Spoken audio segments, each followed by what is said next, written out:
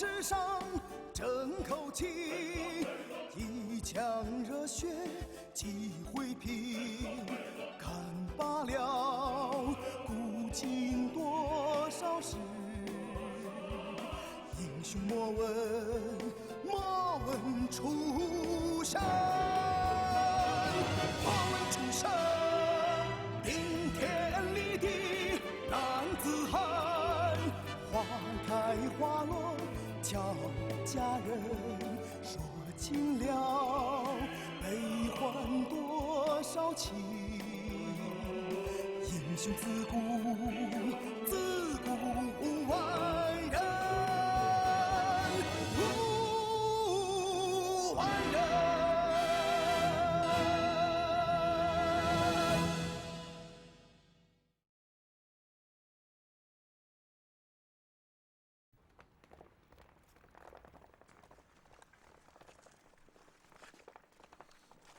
本府的3年规划是：今年必须复耕半数农田，明年所有农田全部复耕，后年则要恢复正常年景，争取第1场大丰收。丁弟们，好一番雄心大志啊！这怎么可能呢？所需农具、耕牛、稻种，均由本府设法筹措，低价代发给各家农户。此外，官吏当为民表率。从即日起，扬州各级官员都必须下地耕种，包括本府也不例外。无论官职高低，每人派发2亩官田，从开耕到收获，都必须亲自耕种，不得咕咕顶替。天哪，那我们要种田了。如果到秋天无收获，该官员则以渎职论罪。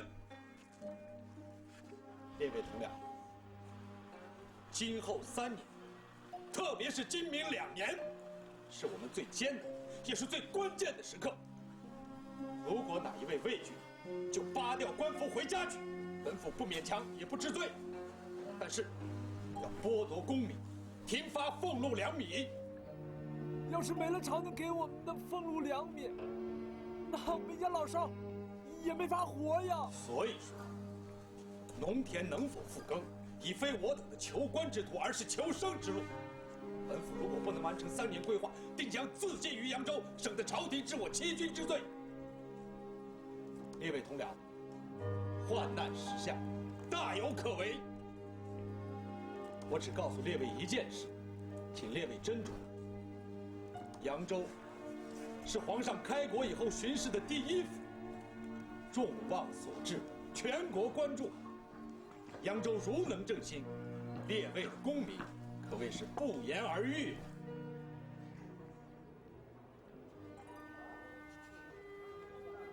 对呀，断然如此。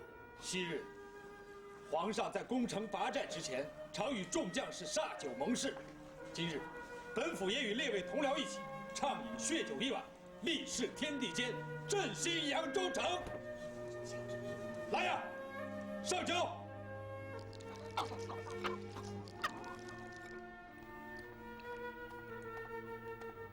大人，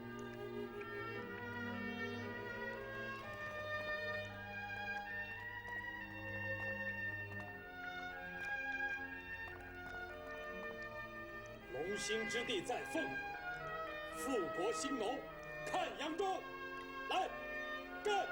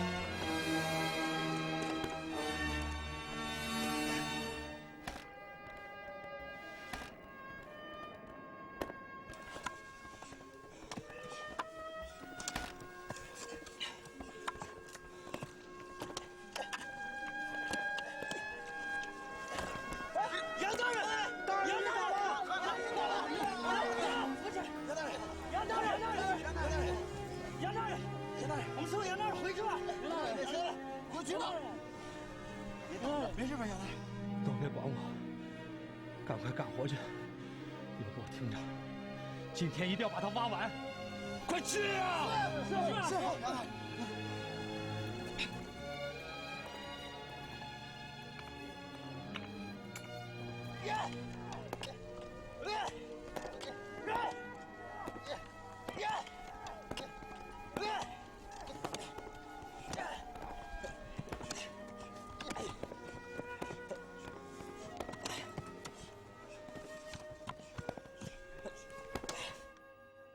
阳县梳理扬州后，不见署衙，将6000余两府银全部用于为返乡农户安家。至今，扬州府仍是3面断壁，一片草顶，知府杨宪仍然在那副石案上理政。好。其二，杨知府给各知县制定了3年规划，今年必须复耕半数农田，明年所有农田必须全部复耕，后年则要恢复正常年景，获取全面丰收。其三，扬州知府还下令，扬州各级官员每人派发2亩责任官田，从开耕到收耕都不准雇工顶替。如到秋天无收获，该官员则以渎职论罪。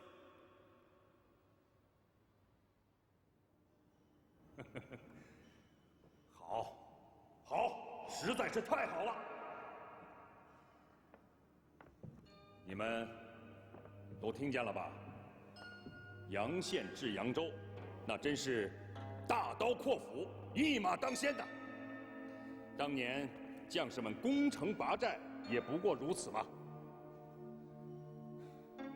开国至今，百业方兴，百业之首就是农桑。如果地里长不出粮食来，那就是国弱民穷，就连赋税和军费都毫无着落，甚至还牵连着民心向背的问题啊！为何呀？百姓们吃不饱肚子，他们肯定要骂娘，他们会说。大明新朝和前元有什么两样啊？不是一样饿肚皮吗？因此，咱在开国之初，在颁行大统令的那天起，就把安农、兴农、养农放在开国后的第1要务。你们说是不是啊？正是，皇上对此早有预见在先。善察，着令中书省立刻拟旨。颁令嘉奖杨宪，把杨宪治扬州的做法一体通告给全国各省，令各级官府参照执行。遵旨。啊，律察，如果杨宪那边要求什么耕牛、农具还有谷种之类的东西，着户部优先调拨。哦，对了，这件事呢，不要跟他讲究什么银两。他现在很穷啊，等他3、5年，待扬州复属以后，再陆续还给朝廷。臣遵旨。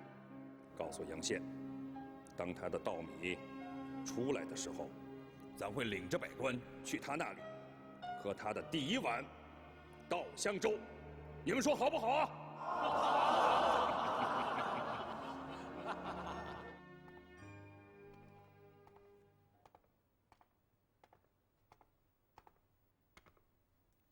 相国，户部拨发扬州的物品单子上来了，属下看过了，这数量似乎也太大了。如果其他省府知道，恐有不均之意，而且其他省府肯定会知道。此外，属下对杨宪的政绩也颇有疑虑，这里边会不会有做戏的成分？还有。杨宪出自翰林，是刘伯温高徒，御史台又归刘忠诚掌管，巡查御史对杨宪，是否也会有暗中偏袒呢？昨日朝会上，皇上对杨宪的那4条证据，足足叫了5、6个好字。北勇啊，如数照播。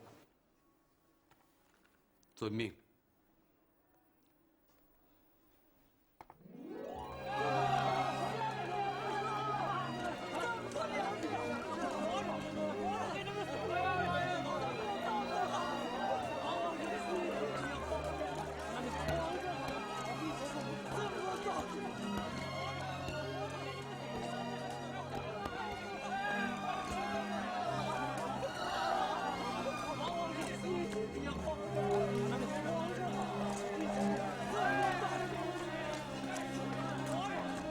杨大人呐，要不是您呐，扬州啊没这么大的福分。老兄，我跟你说白了吧，这扬州城的福气才刚刚开始，好日子还在后头。包括鲁兄你，仕途亨通之运也在后头。皇上已经把我们扬州的政局转发给全国了，令各级州府参照执行。皇上甚至还在龙兴之地在凤阳“富国兴农看扬州”这句话的旁边加了朱批，说豪杰壮志跃然纸上，朕拭目以待。还有，皇上还在朝会上说，等到扬州第1季稻麦丰收之时，要带上百官同来扬州，喝一碗咱们的稻香粥。好啊。列位同僚，别高兴得太早啊！皇上如此厚爱，也就把我们举到半空中了，使我们扬州成为全国各省各府的焦点。所以，我们必须生死同心，荣辱与共，破釜沉舟，背水一战。是。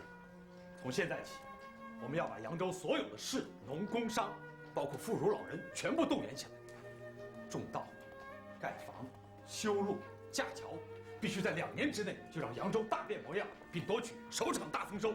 大人，您说过是3年的呀。我是说，可是现在情况有所不同了，我们必须把规划提前1年。大人呐，倘若如此，全城上下就得没日没夜的拼搏了。我正是这个意思。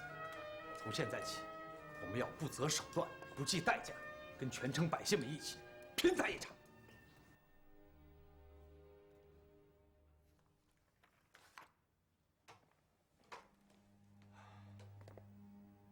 父亲，怎么了？这个杨宪，把自己的3年规划又提前了1年，这是想向皇上报喜啊！这不挺好吗？杨兄是个聪明人，百尺竿头，更进一步啊！未必。如果聪明太过，则过犹不及，反受其害。他的3年规划已经超前了，要是再提前1年，那就是等于自己把自己逼到了悬崖边上。父亲，也许恕儿直言，也许是您自个儿太保守了。杨宪风华正茂，敢想敢干。再说他身在扬州，我们坐在京城，他也比我们了解当地的情况。也许吧，也许真的是我老木了。再看看吧。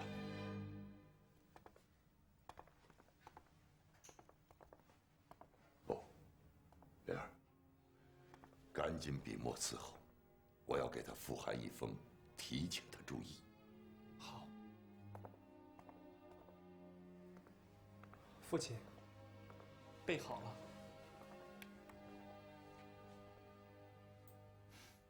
罢了，不写了。这是为何呀？也许杨宪已经把自己的新规划上报给朝廷了，我说何用呢？何况，也许我真的是老木了，不解人家的青春壮志。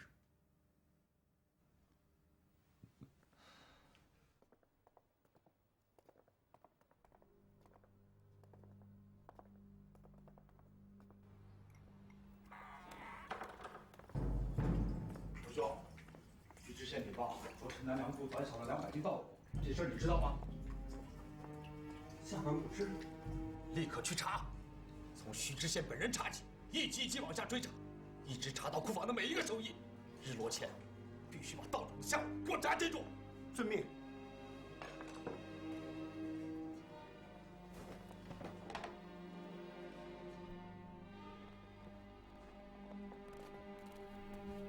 禀大人，失落的道种查出来了。说吧，在哪儿？被南宁县主簿宋善言吞没。他用道种换了2斤酒、1只鸡，叫他吞下肚里去了。什么？他大包天，非从他肚子里拔出来不可！传命，召集府县所有僚属，1个时辰以后府门前顶令。请大人息怒，这个宋善言平时还算勤快。再说主簿的俸禄又微薄，道种的事儿，怕是他一时糊涂。陆兄不必说情，眼下正处在危难时期，官民们都在日以继夜的拼搏，宋善言却在此时贪墨道种，真是丧尽天良。你可知道皇上对贪官污吏们是多么的痛恨吗？不知道。那我就告诉你一件事：执政17年，那还是皇上任吴王时期，火器营有一个百夫长，贪墨了属下50两银子的军饷，被属下告到御前。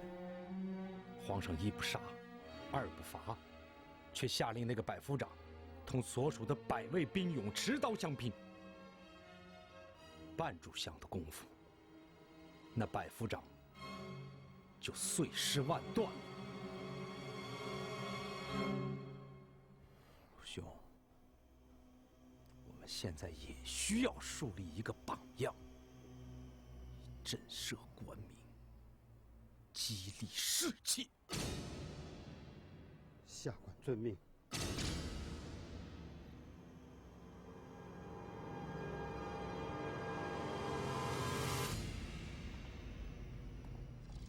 200斤道种，转眼就是200担粮食。更何况，这道种是皇上赐给扬州百姓的。这种道种你都敢贪污，可谓既欺君又害民。宋善言，你抬起头来！念诵皇上的天子。儿风耳禄，民脂民膏。大声念！百姓们都听着呢。就是死，要拿出个视死如归的劲头来。儿风耳禄，民脂民膏。下民易虐，上天难欺。好，宋善言，天威当头，明察善恶，欺君害民，罪无可赦。你不是把那些道种换了酒肉了？今天本府就要把他们从你的肚子里扒出来！知府大人饶命啊！知府大人饶命啊！饶命啊！知府大人饶命啊！饶命！大人饶命啊！知府大人饶命啊！饶命啊！列位同僚，本府希望以后这样的事情不要再发生了。现在，都回到自己的职守上去吧，不要误了自个的差事。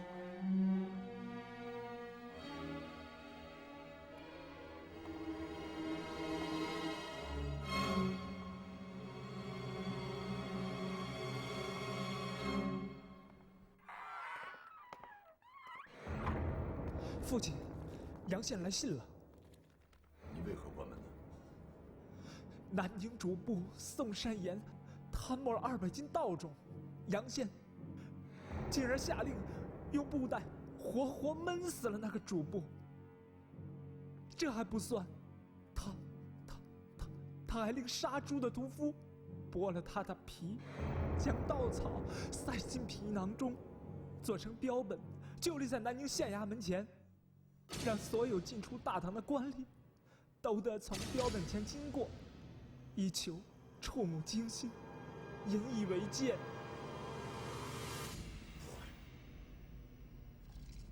宪不会是这等人。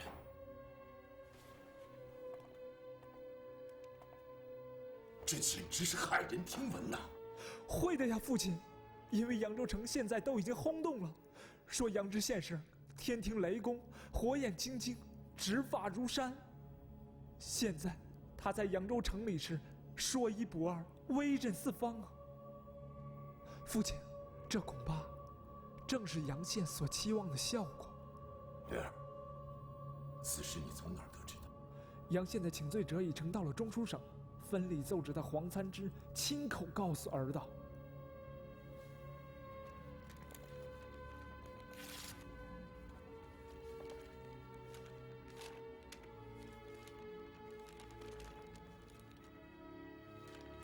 禀恩师，宋善言贪墨圣恩，欺君害民，学生岂能容忍？况且，皇上历来对贪官污吏恨入骨髓，临行前还为学生题下16字赠言。学生重办宋善言，是也有难言之隐，自残之痛。学生知道此举或有不妥，已向朝廷呈上了请罪折。事已至此，学生只能盼恩师垂询，并请恩师为之周旋。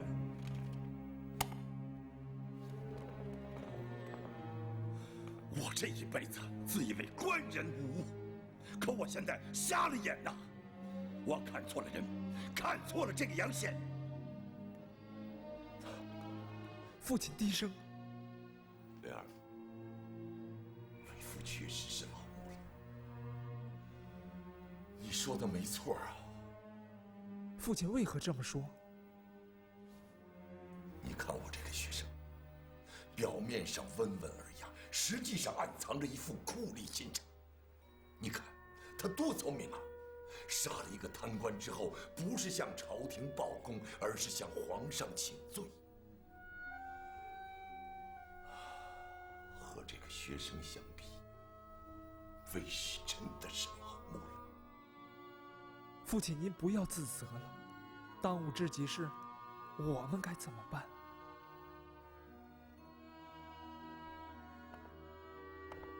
听着，我要立刻进宫见驾，没时间你走，你替我草拟一折参奏杨宪。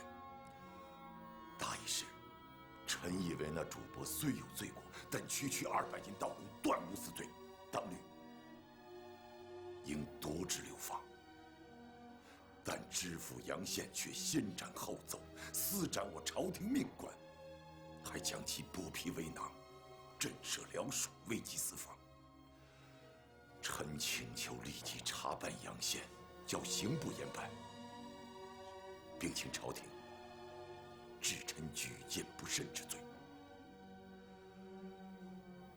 大意就是如此。行文上你善加斟酌，我回头再看。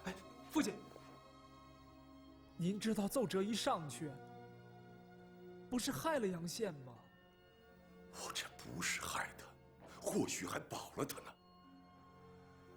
他要是再在扬州待下去，早晚会葬送在那里。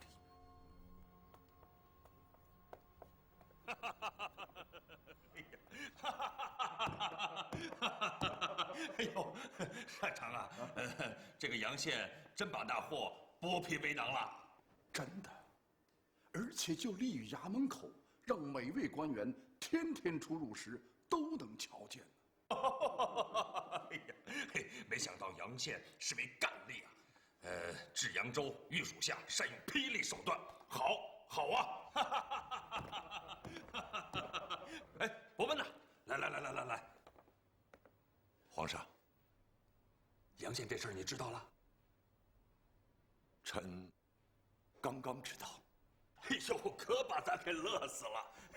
哎，你说说看，论这个理儿呢，你们翰林院都应该是些儒雅之士，怎么杨宪办起事来比刑部的差役还狠呢？啊？臣不知道。咱以后啊，要对你们翰林院刮目相看了，啊！你们这文人堆里竟然能出现杨宪这样的干吏，这就好比绵里藏针呢。翰林院是绵，杨宪就是那根针，这根针呢，不出头则已，一出头就一针见血。皇上圣鉴。杨宪是你的学生吧？啊，你教了一个好学生啊，也给咱建了一个好知府，咱要重重的赏你。这全是皇上施拔之恩呐。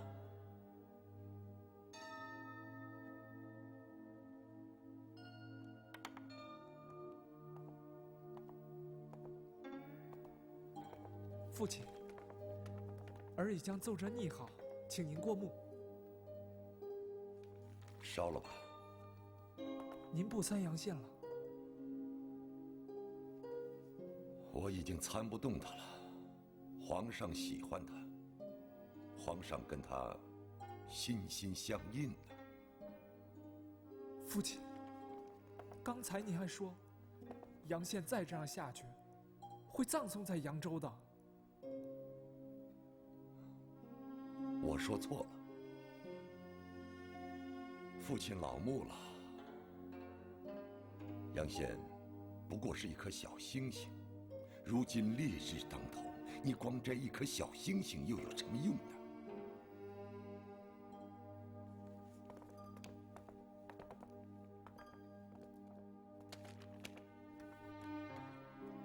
莲儿，刚才在奉天殿，皇上当我面批准了对你的任令。从明天起，你就是工部员外郎4品。皇上这是谢我举荐杨宪之功啊！你瞧瞧，反倒是杨宪帮了咱。听着，从现在起，你的一言一行都必须是奉规守法，谨慎做事。儿知道。为师虽然老木了，也还得给我这个高徒写封夸奖信呢。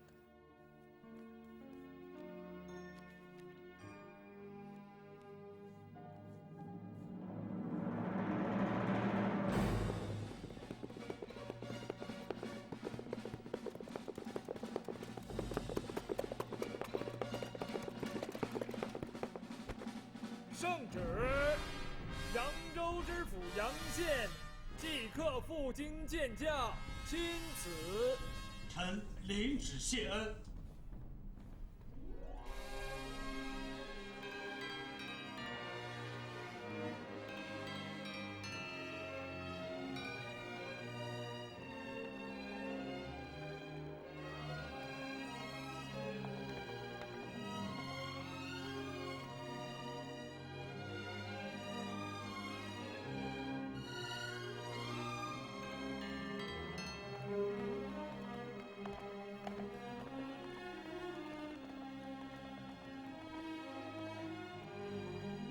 臣杨宪叩见皇上。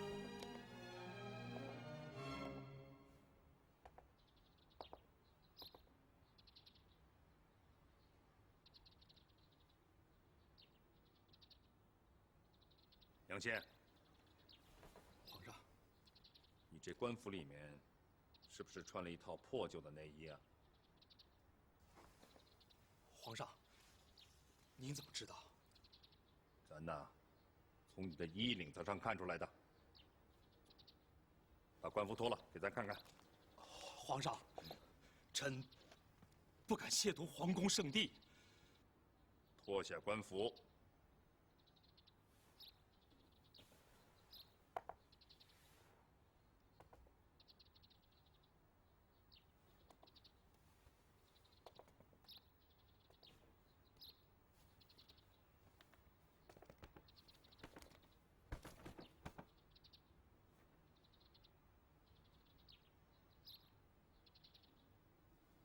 穿上吧。杨宪呐，你不光是个干吏，还是个廉吏啊！清寒简朴，堪为百官典范呐。请皇上恕罪。皇上，这是扬州城金秋刚刚收获的第1袋稻米。臣听说皇上要尝一尝扬州的稻香粥，就给皇上带来了。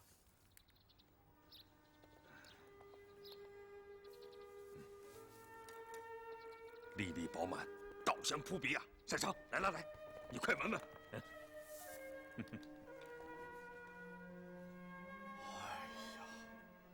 多少年没见过这么清香的稻谷了。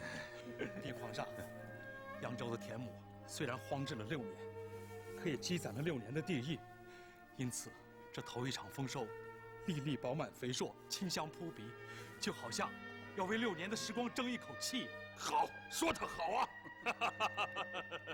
二虎啊，哎，快过来！哎，罚你即刻到御膳房，给皇上熬一锅稻香粥啊！对，多熬2碗，给皇后也尝尝去啊！这个匣子里面是啥呀？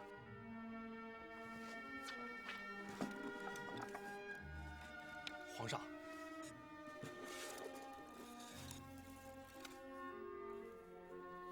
哎呀，咱从来没见过这么长的稻穗啊！皇上，这2只稻穗是从臣的责任田里长出来的，每穗长及半尺，有谷粒200余粒。它们是千年罕见的祥瑞，是上天降于大明王朝。好啊，说得太好了，咱一定把这2株谷子挂在书房里头，天天要瞅它一瞅。来，既然这谷子长在你的责任田里，这说明天意也垂青于你。臣万万不敢。臣以为，臣只是这稻穗上的一粒谷子罢了。说得好，杨宪，你任职以来，勤恳敬业，勇于任事，善用霹雳手段整治扬州，使一片破败之地出现昔日之繁荣。朝廷太需要你这样的干吏了，着你立刻返京，出任中书省平章政事3品。臣谢恩，却不敢领旨。为何呀？皇上，臣有言在先，3年使扬州大丰收，5年重建新扬州，而臣任职不满3年，臣的誓言还未实现。臣恳求皇上，再给臣几年时间，等把扬州彻底治理好了以后，再到京城为皇上效忠。皇上，臣此志若不能实现，情愿死在扬州任上。听听。好好听听，擅长啊！像杨宪这样的廉政刚直、品性高洁的臣子，才是咱们大明王朝的真正的祥瑞。是啊，杨宪听着，朝廷现在更需要你，着你立刻返京，明日到中书省上任。臣领旨。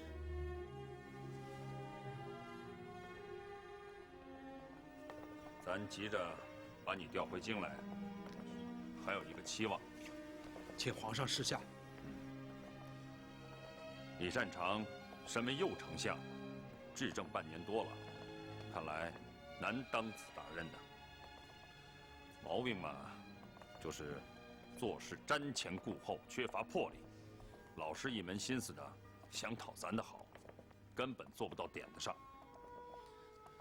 咱把你安插进中书省，就是想让你这样的血气方刚的干吏，好好的促一促那些庸碌的老臣。皇上，臣定当鞠躬尽瘁，辅助李相国，不负皇上厚望。好。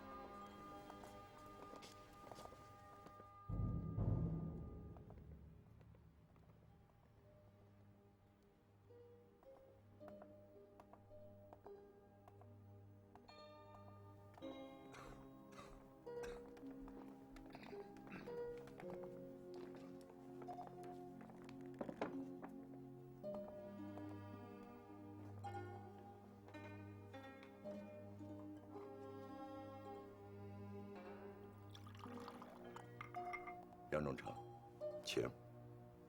恩师言过了，学生岂敢？中书省平章政事就是忠诚。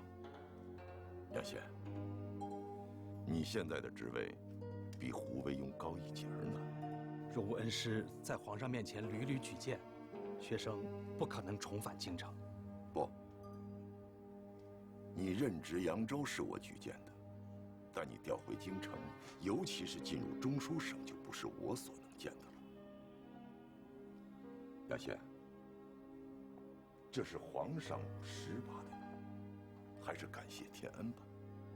即使如此，若不是恩师多年的教诲，也不会有学生今天。恩师啊，学生从皇上口中听出来，皇上已经对李相国十分的不满了。原话是，让我促一促庸碌老臣。李相国是追随皇上多年的淮西老臣，10多年来居功至伟。无论皇上对他有多么不满，李相国在朝廷上的位置，尤其是在皇上心目中的位置，你杨宪无论如何都赶不上。说白了吧，你不是李相国的对手，更不该与李相国为敌。杨宪，为师奉劝你一句：进入中书省之后，要奉李善长为师，协助他治理政务，这样才能在朝中立足。可是皇上是用你做鞭子，鞭策李善长，并不是想打翻他。起码现在不像。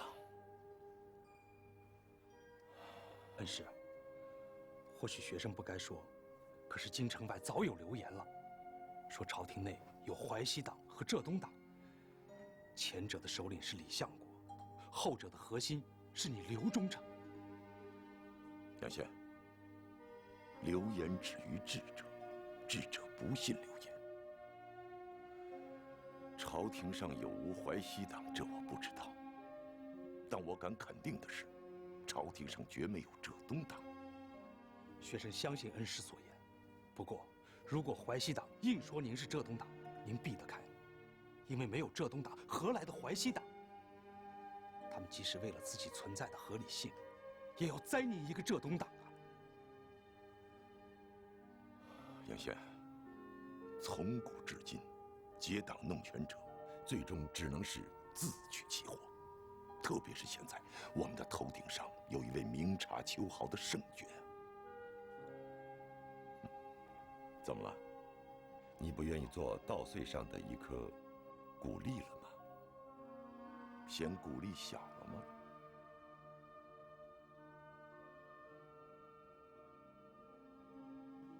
相国，杨宪早就是刘伯温门生，一出宫就直奔刘府去了，天亮还没出来。属下以为皇上把杨宪安置在中书省，是让他来牵制相国。恐怕还不止吧，明啊。杨宪没来之前，你是皇上最欣赏的君才，现在他来了，你就得退居其后了。属下不惧他。别看到杨宪在扬州城里骄横跋扈，可这是中书省，万物归总之阁，藏龙卧虎之地。依属下看，杨宪还是嫩，属下只要稍微刁难他一下，他就得栽。暂时不要刁难他，先让人家施展一下凌云壮志嘛。等皇上的喜欢劲儿过去了再说。皇上总是这样，先是喜欢我，继之是刘伯温，再后来是你胡文庸。现在轮到杨宪大受圣宠了，瞧吧，早晚都得过去。咱们呢，得有耐性啊。属下别的也许没有，可有的是耐性。这个我信。这些年下来，百炼钢练成了绕指柔。哦，有个事你得当心。杨宪不过是个青花脸，而刘伯温才是摇鹅毛扇的。相国明鉴，属下也听到一些流言，说朝中已形成两党，一为淮西党，一为浙东党。浙东党？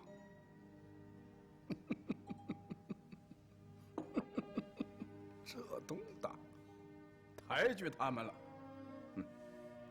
我了解皇上，他最倚重的，只能是淮西子弟，因为天下就是这帮兄弟打下来的。治国戍边，仍然离不开淮西臣将。别看皇上有时候斥责我几句，什么保守了，什么碌碌无为了，但皇上从来不会防着我，倒可能提防点刘伯温。知道这是为何吗？相国忠厚，事事都为皇上着想，又为皇上亲兄。而刘伯温天性孤傲，皇上再重用他，也未必会有亲情。没用啊，替我拟道折子。这道折子，你可得用心议。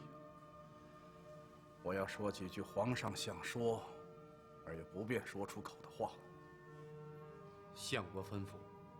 皇上心里有桩烦恼，几位皇子都已经长成了，如何安置他们，才最有利于大明王朝？这事儿我已经琢磨多时了。其实皇上很想为皇子们封王，却担心臣工们反对，所以封王的话由我说最妥。此奏的核心就是奏请皇上以大明千秋大业为重，举贤不避亲，即刻敕封诸皇子为各地藩王。好，相国此奏可谓一片亲情啊，属下敬佩。童年我们是朋友，一年一岁手拉着手，曾经有一个小心愿，人生。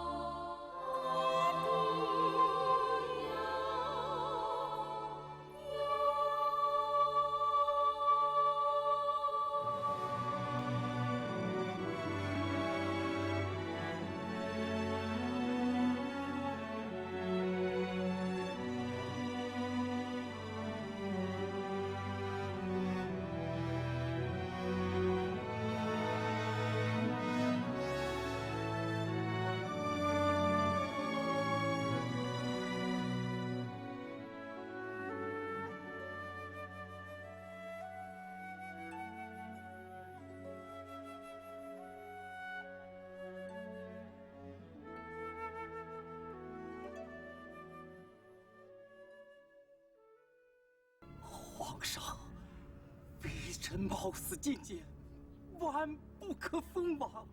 当着刘国公的面儿，给咱狠狠地摔死！不成，绝对不成！快去告诉他们，销毁廉明者，3班回家。恩师，胡惟庸他们已经对咱们动手了。